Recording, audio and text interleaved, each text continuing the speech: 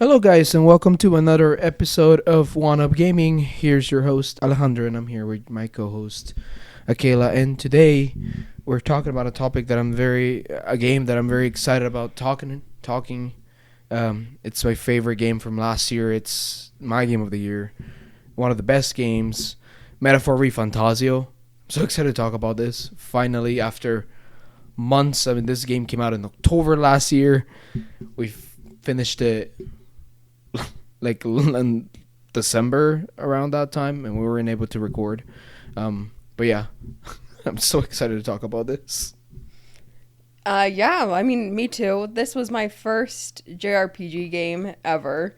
So I went into it kind of worried that I wasn't going to like it, but I told myself I would give it a shot. Mostly just because we could have something to discuss about it, and it turned out to be actually a really awesome game.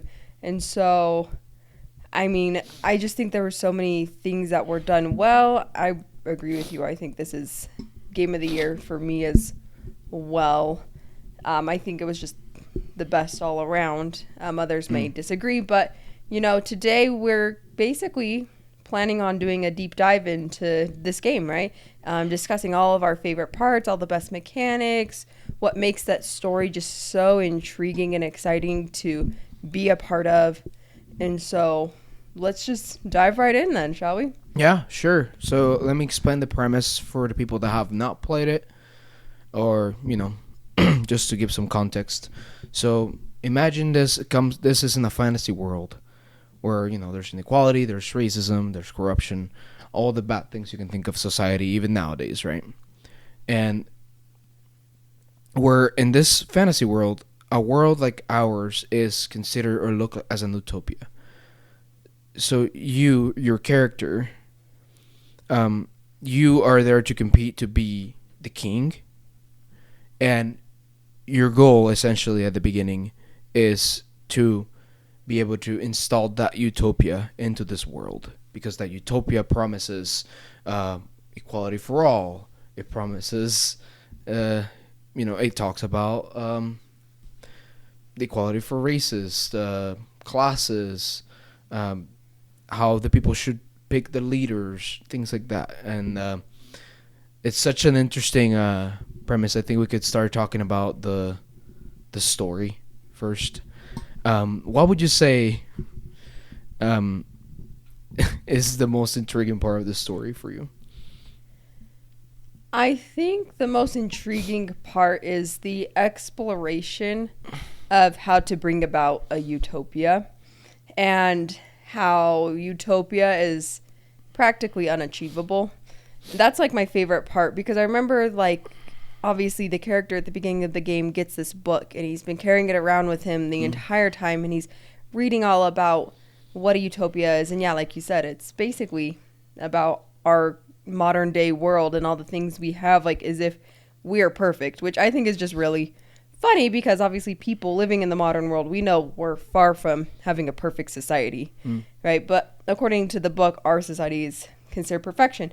And I just love, like, as you go through the game and you discuss what's this idea and this topic with your companions and stuff like that, they bring up a lot of fun points. And that's what I really enjoyed, is they're going, yeah, that sounds great, but what about like this thing, or like what about people acting like this, or like how can that actually be possible?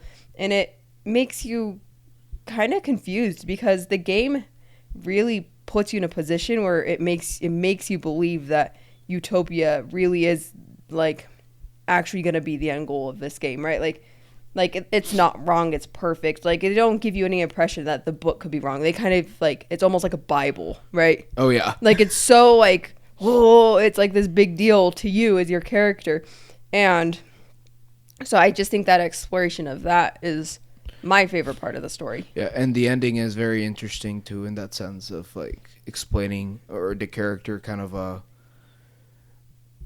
basically admitting himself to that utopia is not achievable, and that it's not real, It's not. which it's not. That's why it's called utopia. And so it kind of embraces all the differences and all the things that makes us human, and makes us different, which I think that's what's wrong about that utopia, right? It's like, well, not that it was wrong. It's just you're installing equality for all. But I think that there were some characters talking about how like, well, but this equality could mean like oppression for these people, or so certain people are gonna feel oppressed at a certain point or things like that. And to me, the most interesting, intriguing part was I think what you explained, and just having to just also how seeing the hero progresses and all the characters' progression into like their own arcs, I thought it was really cool.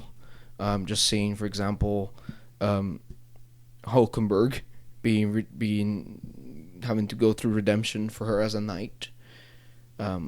Also, same with Stroll as a noble, trying to follow the steps of his parents, or Heisme as a father. I just think that those are the aspects to me that make this story very intriguing for me to just keep playing the game. Yeah, but I think also like what drives the story is our villain, Oh, yeah. It's a very good villain.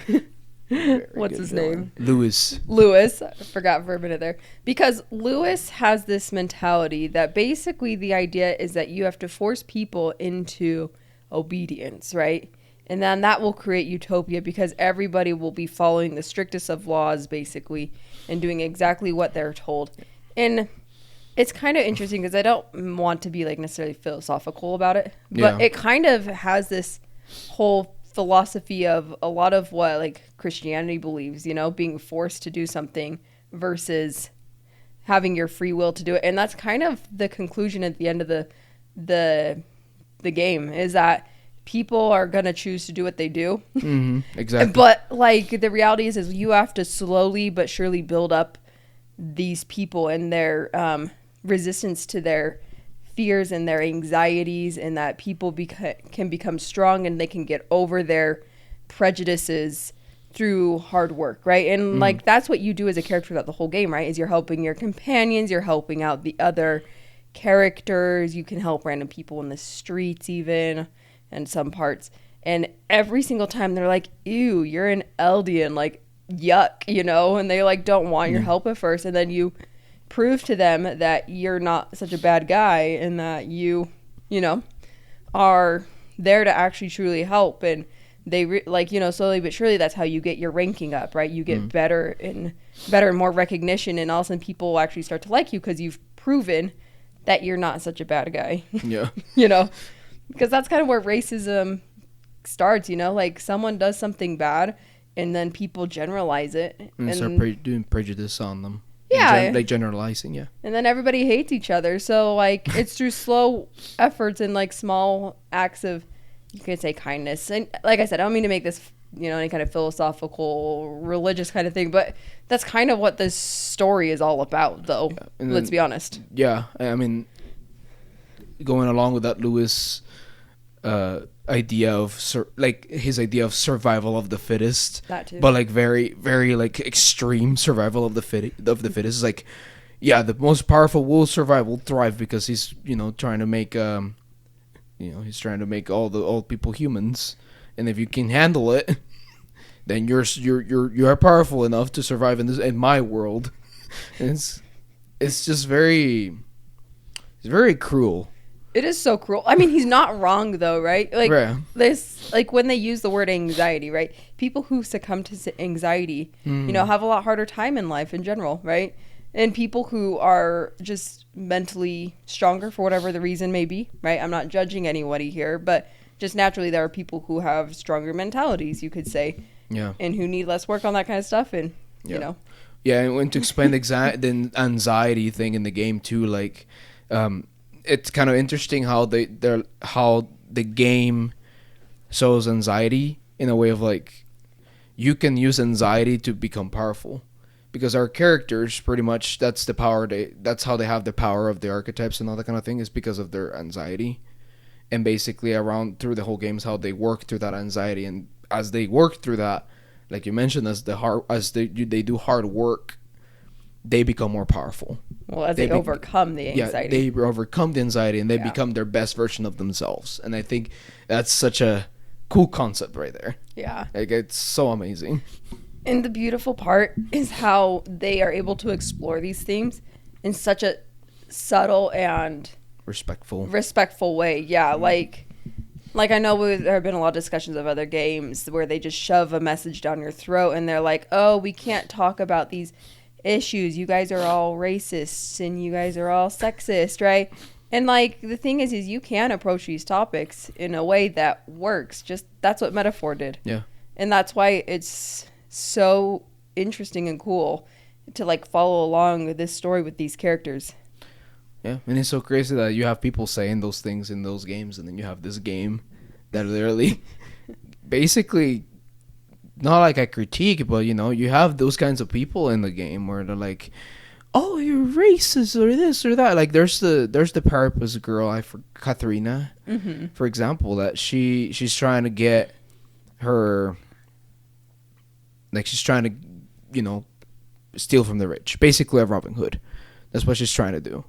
And it's such a one-dimensional way of thinking at first that she has of like, let's just take away the money from the rich, we'll take it all. And that she didn't realize that, you know, that there's more to it. Like, you know, you can't just steal someone's wealth, you know? Well, the reality is my favorite part is you're like, when you're talking about that with her, you're like, well, if you steal from these people, then people are going to come steal from you. And before you know it, we're in a cycle of everybody stealing from each other. She's Yep. like, oh. You're like, yeah. So. Yeah, and so that shows how I don't know, just how cool these topics are, at least and how they could relate to our modern day too. No, yeah. It's I don't know. And each character has their own issues, you know, and like that's what makes it cool. And each person that you build bonds with has their own set of ideas and ideals and what they think is right. And then like, you know, they learn like, oh yeah, this isn't necessarily good. Or even if they, you know, do stuff with you and things happen, they still believe what they believe. It's like, yeah. I'm forgetting what's his name. He's the guy that likes to lie. I should have brought up a list of character names because I'm the worst with that kind of stuff. Yeah, I forgot what his name is. That's okay. But he's oof. He's the guy with the long blue hair, if you know who I'm talking about. But basically, you go through this whole storyline with this guy, and then he, like, at the end, you know, you think he dies, and he lies to you, and he, like, just happens to, like, give you all of his wealth or all the stuff, like, he had stolen so you can go and give it to, you know, the people.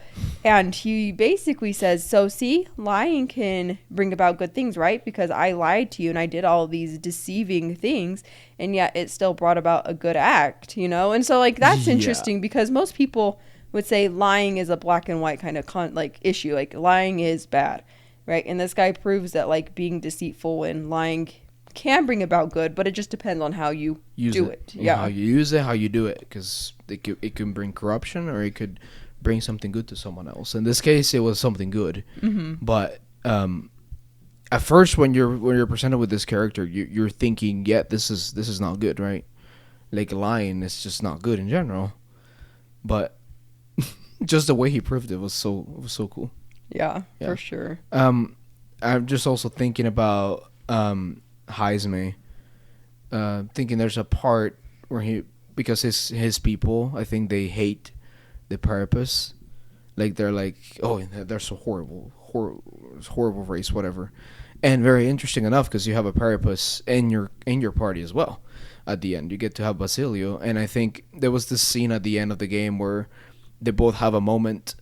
Because Basilio says, I thought you didn't like my kind. And it's like, and Heisman's like, no, I learned to like you as a person, you know, something like that. And that's just so wonderful just to see those kinds of things. Because at the end, that's what it is, you know. It is about learning about each other's differences and just learning to embrace those differences and knowing that, you know, we all have our own each strengths and we're all different. And what's great about this game, too, is, like, there's plenty of times where the characters are trying to find or trying to decide what to do, and a lot of them, they just disagree. Like, they disagree, and it's okay to disagree. You know, they still go through. They have a conversation. Some disagree and some not. But then everyone at the end are like they're just one and like, okay, fine, let's just do this then. Let's go for it. You know? Well, I mean, that happens like almost every time you explore like a dungeon, right? Yeah. You go and you do the quest that's like connected to that, and then after you usually have the chance to keep exploring, right? And every single time Gallica's like, we should go home and rest, right? But then you're like, I haven't found all the magic items I want to find, right? Yeah. So you're like, let's keep exploring. She's like, oh, okay, well, just remember, you know, like Yeah. making you feel bad for choosing to continue on this Yeah. dungeon. But it's like, you know, like that's just the fact is that like you were considered the leader. You choose and they follow despite thinking it's not maybe the greatest idea in the world. Yeah. You know? I think that's great. And we could also kind of I guess this goes along with the anxiety things, just how the humans came to be around the whole world. Because same concept, right? The anxiety is overcome the people, which the metaphor is that they become humans. They become these monsters that, you know, terrorize the whole world pretty much. And I don't know, I just think that's a very cool concept. I don't know, that was the weakest part in my opinion. Oh. Like it was like explained so oddly to me that it was a little anime-y. I mean, you know, like obviously like this is a Japanese game, so it does fall into some of those anime tropes, especially towards the end. I don't remember them as well because I kind of got over it. Right when we played the game, I was a little upset about a couple things. But maybe it's good that we didn't talk about it right then because I would have probably been complaining a lot. But there were some tropes that I was like, that's not actually a proper explaining of these things, but they put them there anyways because reasons. Yeah. But. And I mean, we're also, we could talk about the role the Forden has in this game. This is your secondary villain, you could say. And what the I can't remember what their religion's called, but like the church in this game, like the role of trying to keep their power concentrated in the one city and also within themselves, and just the concept of how do they concentrate their power was to basically get rid of magic and the king holds all the anxieties of the people instead of the people themselves having to deal with it. I really think that's goes along when we talked about the anxiety part, but it was just very interesting seeing how, you know, just seeing what the church was doing. It was literally, no good. They're like, the king is trying to hold out these anxieties that eventually the king himself first lost hope. Lost hope for change. He lost hope for, being able to do anything for these people because these people were just all the time, because he was taking all the anxieties of the people instead of, the people themselves trying to lead with their problems. I mean, probably some of the problems were very big problems that maybe the king could help, but there's probably some of those problems that are very not that big, you know what I mean? And so I can't imagine having to, as a leader, having to hold all that responsibility, Yeah, but I think when you learn about that, that's what makes Lewis's ideas make a lot more sense, right? Because it's not necessarily, I mean, it is cruel the way he wants to bring it about, but he wasn't necessarily wrong either, right? Because like you said, the king had been holding on to all of the people's anxieties for years, meaning the people were living in a quote unquote bliss, right? And obviously there were still a lot of other different types of issues, but they weren't living with those problems.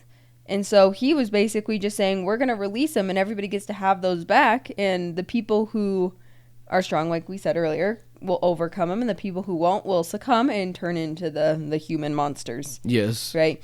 And it is what it is. And to some degree, it's like, I understand why he would think that's the only way. just we need to cut the tail off in one fell swoop. Let's just get this done and over with. And then everybody that's left will be the ones that'll be able to continue and make this a better country, a better society. And at some point, it makes you think that that's the fair thing to do, right? Because it's like, let's cut the tail, because these are not my anxieties, these are your people's. Yeah. So it's like, you get to deal with it. And if you can succumb it, you get to be successful. But if not, it's kind of how society kind of works sometimes as well, right?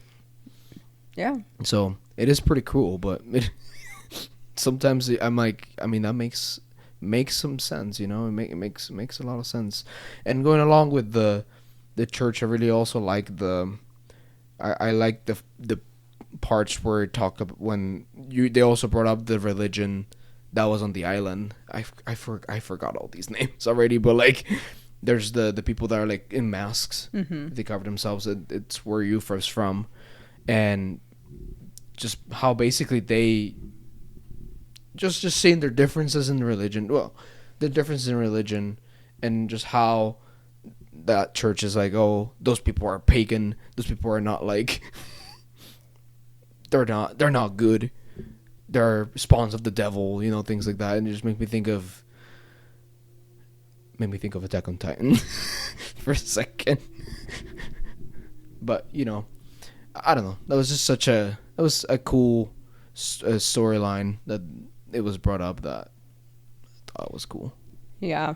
I mean, let's be honest. This game is very much multifaceted. It's got a lot of different sub-stories, right? There's the main story, which is obviously about you, the character, trying to get to be the king, so you can stop Lewis from this, overlord takedown, and you can stop the church from being this corrupt leadership, thing. So like, you're trying to do what's best for the country, but underneath that, there's, like you said, like there's all these other underlying concepts and ideas and stories that you get to learn about, and that's just what makes it even more interesting. Is it's just so layered. Yeah, like the game does a very good job at giving you context, not being just kind of like you were explaining it, just very, very easy. Like, it's very respectful with all these different topics it talks about, like you mentioned, and it just does a very good job at just having them all together and relate each other and talking about them. Actually talk about them, not just like straight in the bullet tell you, oh, this is what it is, Yeah, and they never tell you which one is right or which one is wrong. No. Right? I mean, in the end, a lot of the storylines there is kind of a natural conclusion of what is more right, but they never tell you directly, like, oh, yeah, this is how society should be, this is how you should act, right? Each person has their own viewpoints, and, I mean, there's so much to this story, and each character has their own story. Like, we could go on for probably hours talking about each individual person and their thing. We probably won't do that because we don't want to bore everybody to tears, and if we were to do that, we'd probably have to chop it up into multiple videos. So I figured we've talked quite a bit about the story. Unless there's anything we've missed, we should head over to the other super important part about this game is or juices, the gameplay. Ooh. Yeah, because this is also just as big of a topic as the story, and it's deep. It still blows my mind this didn't get the Game of the Year award. Like, when I think about it, I was like, there's just so much in this game. How did it get beat out by a little robot? Because of adorableness. I think that's the only reason why. And how easy it is to play it. That's probably the reason why. Oh, yeah. Accessibility. Because they actually finished that game. That's true. This game's probably not all of them finished it. And let's be honest, like, the story is probably a lot of the reason why this game takes so long to finish. I mean, they won the best narrative That's for true. that. That's the thing. Well, best narrative, best RPG, best art direction. What's this? See? It should have won. Yeah. But moving over to gameplay then. So I would say the first thing that we need to discuss about the gameplay is the archetype system, because that is the core of the gameplay. If you talk about this, you're basically talking about everything. But yeah. Yeah, well, exactly. It's the core of it. Yeah. So, archetype systems. How about you give us a little bit of an explanation of how that worked? Yes. So the archetypes in this game, if you're familiar with the Persona games, these archetypes are very similar, but also they have a different twist in it. So in early Persona games, you're not able to change personas of the other members of your party, as you all know. They all have their specific persona, and they just level up, right? They just level up that persona as you go through. But you're only able to change and combine personas of your own character. Now the thing that's cool about personas is that you can switch those personas in actual turn-based gameplay, like in actual combat, right? So that's kind of cool. You can't do that in Metaphor, but what you can do in Metaphor instead is you have the amount of customization there is with the archetypes it's massive. You can change the archetypes of your party members and yourself. You don't have to be stuck with the same archetype for your party. You can change their archetype if you want to. Not just that, but from the archetypes they all learn. They learn attacks. Those attacks, then after you're able to inherit them if you want to. You can inherit a certain amount of attacks. Well, actually, I think you can inherit a bunch of attacks if you want to, but there's a cost, which is the Magala, which you gain from fighting, whatever. And so, you have each archetype has like a lineage. For example, your main hero has the Seeker lineage, and basically you reach level 20, and the Seeker, you're able to upgrade it to a better version of the Seeker. I can't remember the name, who it was, but the last one's the Soul Hacker, for example. And so I just think that's such a cool system for customizing your party and strategizing throughout the game, because you didn't just have all these attacks that you can add to your archetypes, but there's just a lot of different things you could do with these attacks as well. Like you have certain abilities and attacks that are meant for defense, abilities and attacks that are meant for changing your status, or boosting your stats. There's just a lot that goes through the game. That's just a way to explain the archetype system. Yeah. Well, the cool part is that each character that you meet, so all the people you can create bonds with, basically they each come with a new archetype that you can learn from. And so what's cool is that, like you said, each of your companions that you have with you have these archetypes available to them.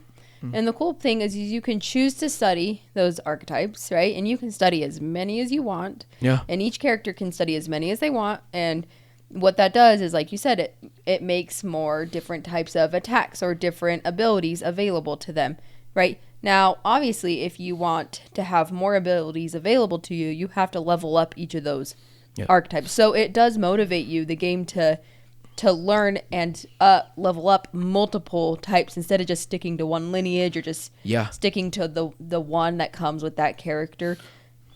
And to top it off, right?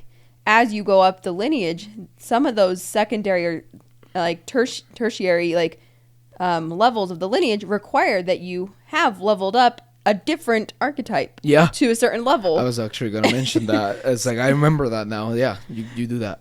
And so, it's just cool because, as you go, you start to learn, which, abilities you like the best and which archetypes you like the best. And your characters obviously specialize in certain skill sets. So, for example, the ones that are easiest for me to remember is Hulkenberg and Heisme. So, Heisme has a lot of agility, right? He's high agility. So, he is better at any archetype that does a lot of stuff related to agility, right? Hulkenberg was a tank. She's a big old fat tank. I mean, she's not fat, but she's not fat, but but she is a tank. So she had high defense stats, and so she worked really well with characters that had high defense, right? And so you could pick to do a different archetype, but you kind of naturally wanted to just select the archetype for the characters that fit well with their stats, which is cool. Yeah.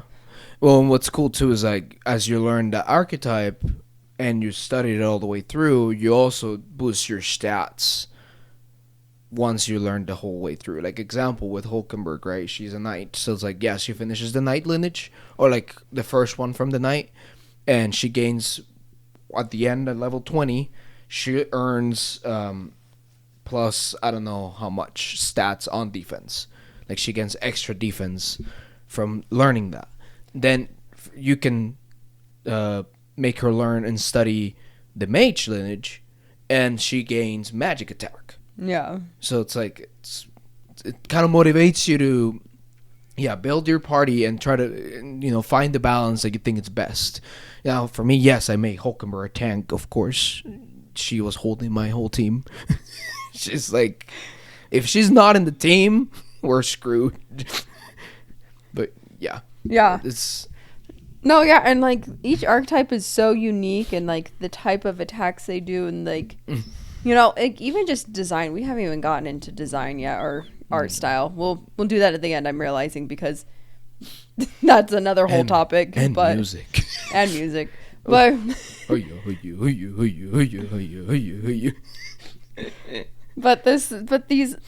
these archetypes were just it was so fun. And like, I mean, there were times where I got stressed out in the game because I didn't know which ones to use. But then it's like you can go into these dungeons, and if you talk to the informant right before, they give you information about what the enemies are going to be like in certain dungeons. And I thought that was cool, because then you could go and customize and make sure each of your characters has abilities or attacks or like defenses against whatever those specific enemies were. Build your strategy. So you could have a strategy and you could go in and be successful. I mean, I'll be honest, there were a couple times I went in without paying attention to that, and I struggled, and then I had to go back and kind of restart, and then I read over the information, and then I did the right build, and then it was a piece of cake getting through the dungeon. But like they just made that strategy, like that, deciding all that stuff so fun. It was good. Yeah. It was always so exciting to unlock a new lineage or a new character or upgrade, and I love just seeing each of them get like the shiny gold color when you leveled it up to 20. It was just I feel like it was sad that I wasn't able I don't feel like there's enough time for you to learn all of them. There's not. Yeah. Because there's just so much, unless you just grind like crazy. Like you go like you go grinding and it's like, I'm gonna get them all. It's like, good luck. Yeah, like you just go out in the desert and you level up all. That's the thing. Like eventually you level up enough that that doesn't give you enough XP. Yeah, that's true. And that's another thing too. The level part of it, how they were able to give you the sense of progression. I really think that was so cool. It's such it was fun. It's like, it's such a simple thing they added.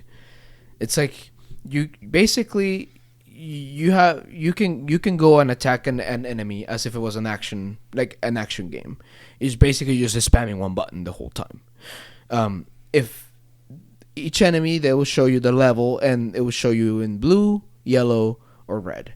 Blue means they're under leveled, that the enemies are under level, or they're like, you are above their level. These enemies, you don't have to even go through the turn-based combat for these.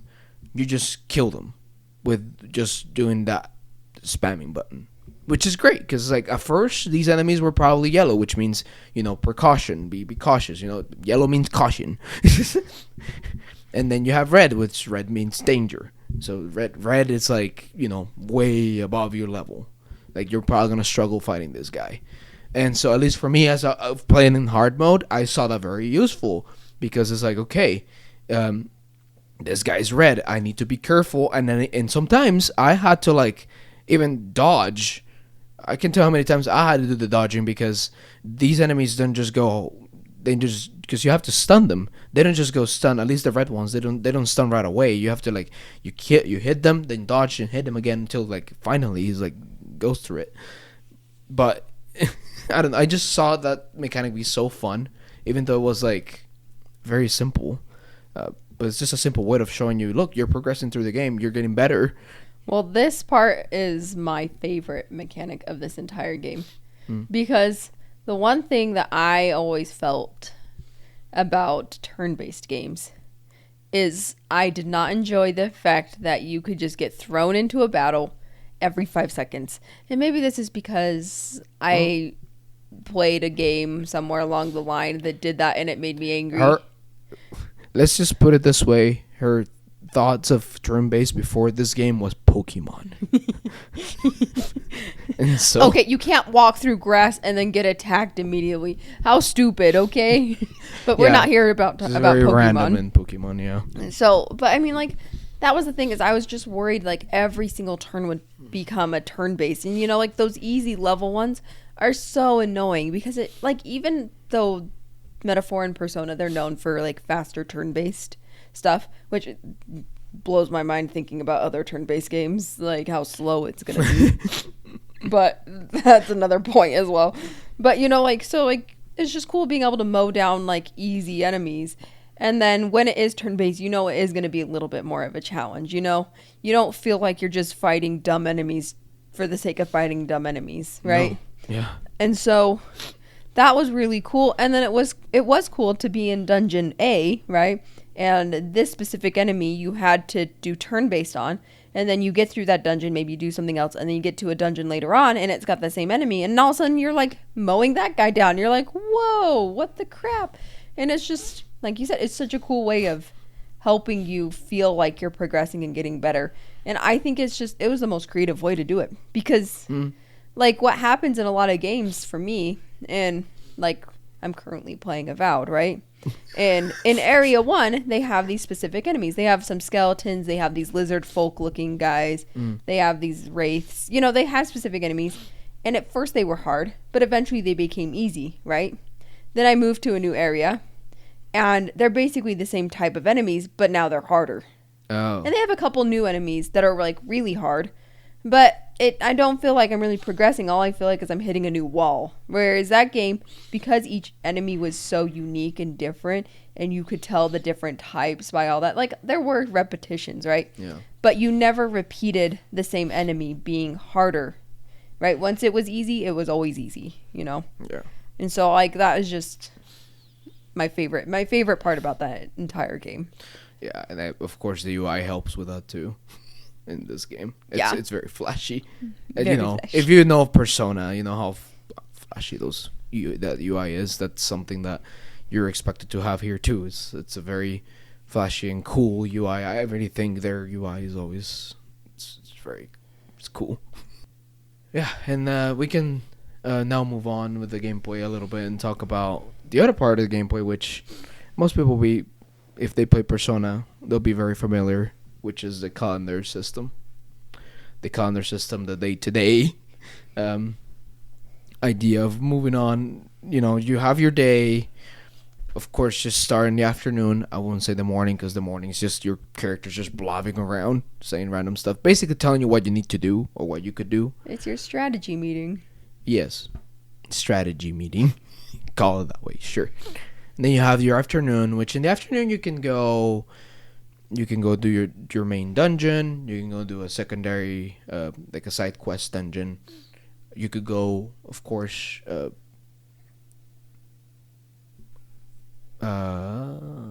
strengthen your bonds with your characters. And there's other things, like, for example, when you're in the Gauntlet Runner, that's a different thing, right?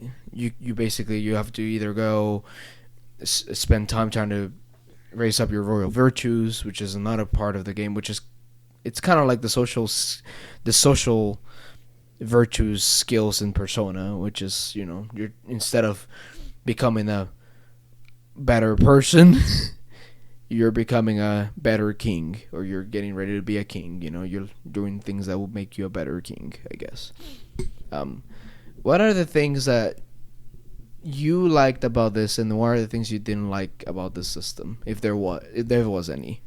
I'm just curious, because this is your first game that you For played. me, the thing that I didn't like wasn't necessarily something that persisted throughout the whole game. It was just more in the beginning, is it caused me a lot of stress of what I should do and how I should spend my time.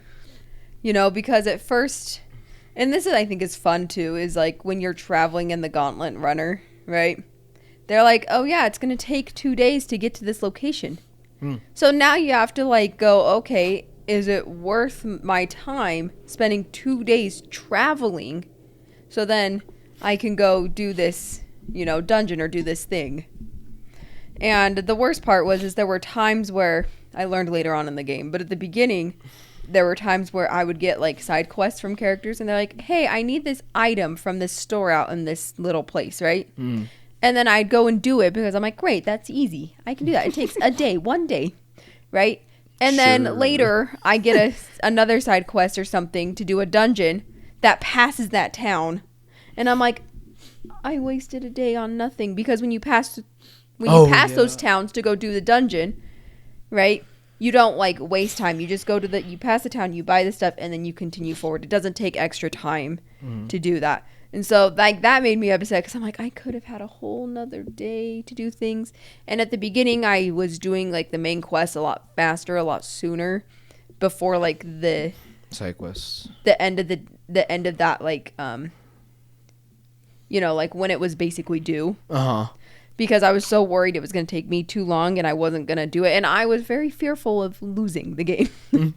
So that was hard at first, but I eventually adjusted. And I think, like, I've heard a few other people say, like, oh, they don't like it because it pushes them to choose. But I feel like that's so fun. It's not fun, but it's like, it definitely makes you, like, really consider what you want to do with your time. Yeah, are your bonds more important? Or is leveling up your stats more important and leveling up your archetypes, you know? Or is it more important, like you said, to get those royal virtues so you can become more of a king? So I liked it, just in general. That's good. Yeah. You might enjoy Persona then. Yeah, I mean, I've used to this system too, so I really liked it. I thought it was interesting because, I mean, at least from what I remember from Persona, there's like the side quests for Persona 3 are, I'm gonna say Persona 3 at least in this example. They're not like Metaphor, right? Where it's like you have to spend days, or like, you know, you can't, like, you have to spend days to get to this place and then you get to do this dungeon. Because in Persona, there's just one big dungeon. There's just like one big, at least Persona 3, there's just a big tower and it's all the same dungeon. There's no more dungeon than that. Now there is some side quests that they put inside those dungeons, that things that you could do in there or find there. But like, I really liked how they did it here. So I really thought, you know, they also, I feel like they gave you more. I just feel like the side quests were also like better. So that made me feel motivated to do them too, like compared to those games. Like I felt like they put a little more thought into what to do the side quests. Now let's just say, I feel like a lot of the dungeons, I'll be honest, a lot of the dungeons are very repetitive. Like they're not the enemies, mostly like the layout of the dungeons. Some of them are very repetitive. Some of them are different, but you have a lot there. Like they have the same concept. They have all these ramps. And then you jump down to get to this other level, you know. That's one thing, at least in the dungeons, that I was like, oh, I can see some criticism here. One thing I liked having all these things you can do in a day, but I felt like there was, at some point, there was like too many things that I didn't even do that much that I thought were unnecessary. Like, I think about, like, for example, when they mentioned, oh, you can go take a bath, and you get, I can't even remember what you get because I just did it once. You get more MP. Oh, you get more MP? Yeah. Yeah. I'm like, I just did it once, you know. Yeah, I will admit there were a few things that you could do to up your stats that weren't quite as worth it. Like, you can cook, and I'm like, I really didn't think cooking was that important. Until you have a quest that tells you have to cook. Yeah. You know? Or like you can wash your laundry and get more HP. Yeah. and stuff like that. Yeah. Well, like, that's true. There were some things that were unnecessary. Like, a couple times I went to the Coliseum because once you get to... Oh, I wish I remembered all the names of these things. Brawlhaven, yeah. There is a Coliseum there, and you could go and fight, like, waves of monsters. And I didn't do it when they first told me I could. I went back a lot later, and I spent a day doing that, and it was kind of useless. And I was like, yeah, it's just better to go do a normal dungeon or, like, build a bond with a character. So, like, you did find that, like, certain side activities weren't really worth it unless you were, you know, absolutely had nothing else to do. Yeah. Like, there were a couple times where I was stuck at night because I'd finished all the characters with night bonds. And I'm like, well, I can go to this place and soak in the hot spring. And so I did that because that was the only thing I could do, you know. But most of those things felt like they were there, and it was nice that they were there because it gives you options, but they were kind of like... They didn't feel like a priority. They weren't, you know? Because that's the thing. The priorities for me were like, side quest, bonds, and then royal virtues after. Because, like, sometimes if I had time, like, for example, in the Gauntlet Runner, I'll just... Because you could just go and there's, like, a book you can grab and you can read. And you can pick, this book's going to give you this royal virtue. So I was like, okay, I don't have anything else to do here. In between doing laundry or... Taking that bath. or cleaning, washing clothes. Oh, well, I guess, laundry. I'm like, I'm just going to read the book and improve as a king, you know? Yeah. Just get this faster, you know? That was nice, though, that they did allow you to do, like, some of the bonds you could do or, like, some of your royal virtues on the Gauntlet Runner in between traveling. Oh, yeah. Because if you couldn't have done that, then that would have made it so much harder. And I think that's why because you were mentioning that you felt like you had more time in this game versus, like, Persona games. Oh, definitely. So I think that might have been one of those things that helped with that, for sure. Yeah, definitely. I feel like I compare this to, for what I have more recent, Persona 3, which I have not finished yet, but, I'm almost done with it. And I'm like, I feel like, for what I remember, I'm like, man, I feel like the game is almost done. Like, I have a couple months left, and I still have all these characters that I can improve my bonds with. Because there's some that I haven't seen in a while. And there's some that I'm like, almost there, but like, it's just I feel like there's just more characters in general you talk to, or the process just goes longer of leveling them up. I feel like at least that's how I felt for me. So this game definitely felt a little easier in that sense. I mean, I think this is a masterfully made game. Like we just mentioned a couple of like the things that seem less important. And I would never dock points off of this game for that because all the main important stuff was so perfectly executed, And so I feel like, like a part of me says I could play this game again, but I don't know if I could. I feel like I could spend that many hours. Yeah, on the same game. I feel like I could once I feel like I have to play other things, right? That's the thing. But every time I think about this game, every time I talk about it, or every time I listen to the hiya, I'm like, my gosh, like that. I will want to play that. Like I want to experience that combat again. That's true. Like that was so cool. Like how fast it is and how. At least to me, sometimes it felt like, oh my gosh, I have to do it right, like the right attacks in this point. Yeah. If not, I'm gonna get wrecked.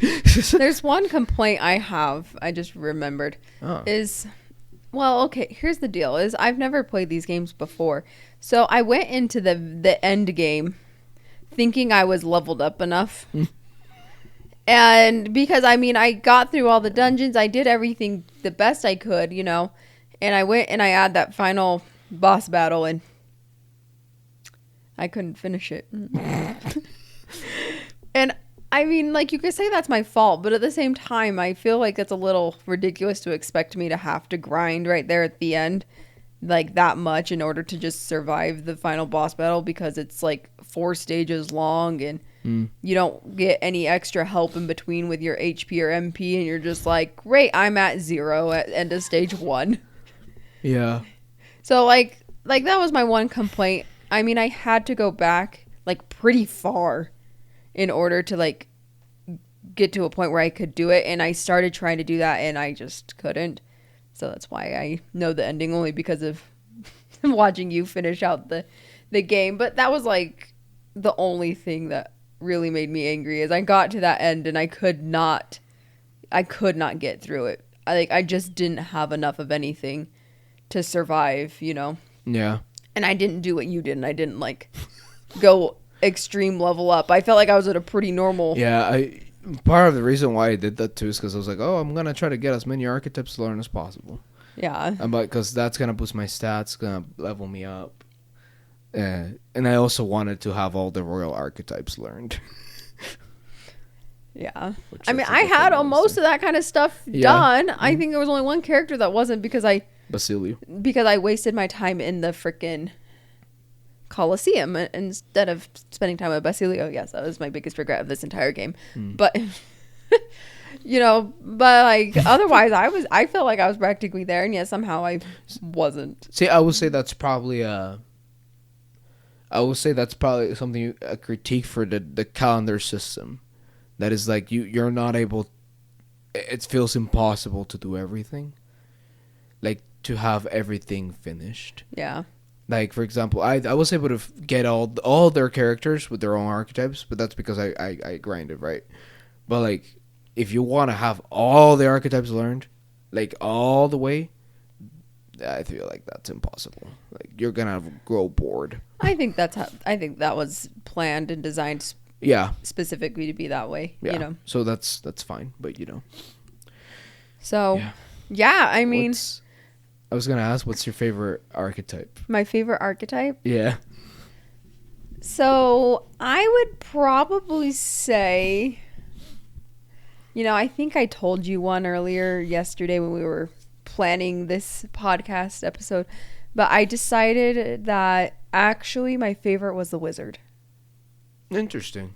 In like that lineage. The mage lineage. I felt like it provided the best attacks, and I feel like there was always an enemy that was weak to some elemental attack. Like almost I feel like all of them had at least one of those as a weakness. So like I feel like those attacks were more important than like the slash or the punching ones. And so like that became my favorite one, and almost all my characters learned that lineage to some degree or another. Because I felt like they all needed it a little bit. Okay. Well, mine was the knight. Oh, really? Yeah. Well, as I said, I playing through the hard mode. You do need that shield. You do need that tank. Yeah. Yeah. I think that I found myself having Hulkenberg most of the time being the core, the what holds the team together, you know. And I would say probably after that, between one of the... Definitely Mage is up there. I'm not sure if it's top 3 or I'm not sure if it's top 2, but I feel like my second one will be the Pugilist one. I just feel like his design's kind of cool. Well, that's a different story. No, his design's cool, but I also felt like, I don't know, you felt like, yeah, there were a lot of the elemental ones, but I also felt like there were some times where I needed that physical power. Yeah. Like, because that was the only way to get through it. And also because they do more damage in general. That's true. And so, yeah. Yeah. I mean, talking about our favorite archetypes, I would definitely say that there was one that was the weakest of the weakest. And that was the merchant. Was fun? Yeah, I agree with that. And I think it's because he was basically only there to help you if you needed money. And I feel like if you got the merchant really early on in the game, like I think a little sooner than you actually do, it would have been more helpful, because you sometimes need money, but in the end, what you need is to be able to defeat the enemies. Yeah, and I mean, I guess you can also like just learn That's the thing. One thing I did, I think. Well, I didn't really do it that much, but that's one thing I thought. I was like, oh, I'm gonna learn the merchant lineage, and I'm just gonna put an attack that I think it's cool, or a passive that they have that I'm gonna add it to one of my characters because I think that'll be worth it. Because money. Yeah. Well, that's true. Yeah, if he's got a passive that does that, then that would be totally worth it. I just felt like overall, I did him with a couple, like I think just one character. And then I didn't bother because I didn't feel like any of those the abilities were worth it. Another one I liked was the Max Dancer. Max Dancer. Part of the reasons because how at first I was like, oh my gosh, they're referencing Persona because they have the Persona Master in there as an archetype, and I really liked her. I really liked that archetype because I felt like you could have that inheritance of attacks with just the mask, whatever mask you pick. Because this archetype is special because you can make these masks that you basically gain some of the abilities of another archetype. And one thing I found myself doing a lot is that I really like having this archetype have a mask from the faker. Oh, faker. The faker because the faker has the boost stats stuff. So well, you know what I think is interesting? I just barely thought about this when you're talking about it. Is at first I thought that was kind of stupid, right? Because that kind of defeats the purpose of the original, like learning the archetypes. But then you remember that you get to know her character and she becomes a part of your party and you get the archetype pretty late in the game. So it would make sense actually that they gave her these masks. And it's the same with Yufa, right? Yeah. Like Juna and Yufa both have like the same idea where they can inherit different skills or they can do different abilities without having to study and learn all of these other archetypes because they came so much later in the game that, you would need to have another way for them to learn.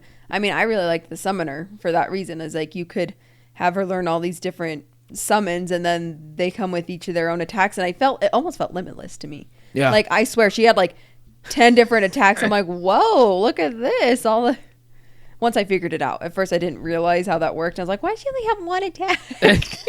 So you have to go to more, and you gotta trade these things to get the attacks. So. Yeah. So, but hers was a really good one too. Yeah. I think the merchant was very low on my list, and probably after that we'll have the thief. Because then I remember, and there's also the commander one. There's the commander. There's the healer. And I think there's another one on. Oh, the gunner. The gunner. Yeah, I really like the commander. I liked the gunner.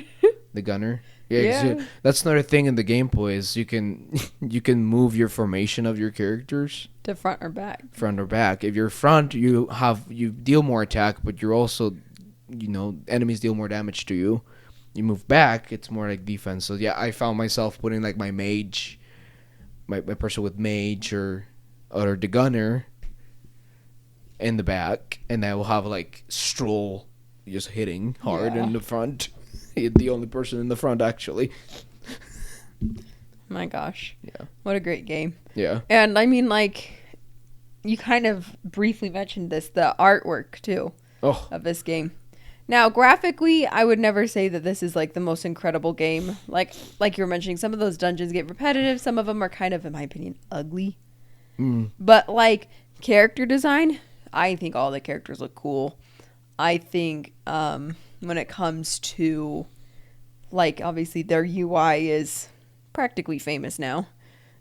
Yeah, I feel like it's just gain a fame that most people are like, oh, this is so cool. That, yeah, it's so over the top, but yeah, somehow it like works. That's crazy. Yeah, and just their change of anime style to like just 3D. Oh yeah, all those cutscenes. Oh, those anime cutscenes, cinema. Gorgeous.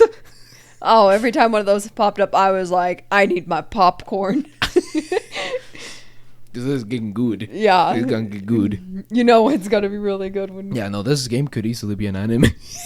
That's what I thought the whole time I was playing it. I was like, honestly, I would be down to see an anime adaptation of this video game. Yeah. Like, I would watch it. Yeah, same. I mean, it would be so cool. But, anyways. I think I agree. The dungeons were very dirty looking. They didn't look that... They were, like, just ugly. Yeah, they didn't look that interesting. The characters are the main artsy part. Of course, the UI and the menus and things like that. You know, I feel like that's what makes the game pretty to look at and pretty to watch. Yeah. I mean, heck, the part every time you win a battle and they do that fancy walk, like, there's just something so satisfying watching them do that, like, strut, and you're like, and with the music. Oh yeah, with the music too. Like, this game would not have been what it is without all that music. Let's be honest. No, the music was part, and also it's so cool because then I got to learn just for out of fun. It's like, why are they singing? Because this doesn't sound like Japanese. Doesn't sound like. For a second, it sounded like a Latin language, right? And I learned that there's language called Esperanto, which is apparently a language made as a unified language for all the world. And I'm like, oh, that's kind of cool with what the game's trying to play in the story. You know, it makes sense. Yeah. I don't know. All these things that connect in the game, little things too. They're so. I don't know. Every time I was like, oh, this is so cool. This is awesome. Yeah. You know? And yeah, there's the chanting. It was perfect. That's like a new pump up song that we listen to. Oh, yeah. I have that for pump myself up. It's like, you know. You're like, yes, we're going to do this. Oh, my gosh. Yeah. So, I mean, obviously, overall, this game is one I'd recommend to anybody.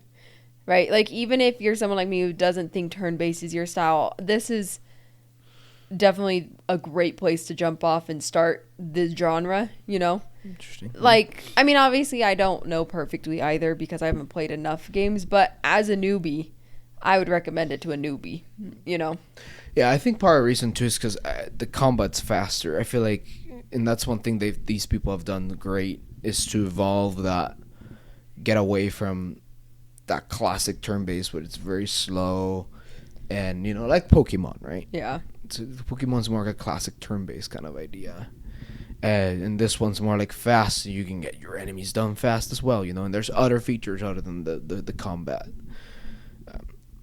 I think I'm with you. I think I'm with you. I will recommend this to anyone that have not played JRPGs before. If you don't like JRPGs in general, already, like if you already made up your mind, I don't think this is gonna change your mind.